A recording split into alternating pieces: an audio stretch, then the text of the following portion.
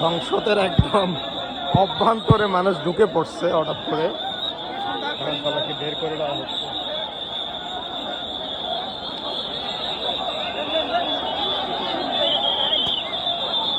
মানুষকে একদম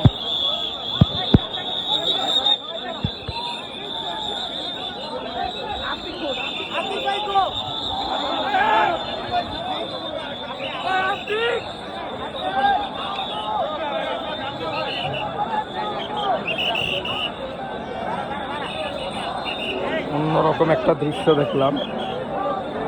ভিতরের আবেগ আপ্লুত মানুষ একদম সংসদের ভিতরে ঢুকে গেছে, এখন সবাইকে পাঠিয়ে দিচ্ছে।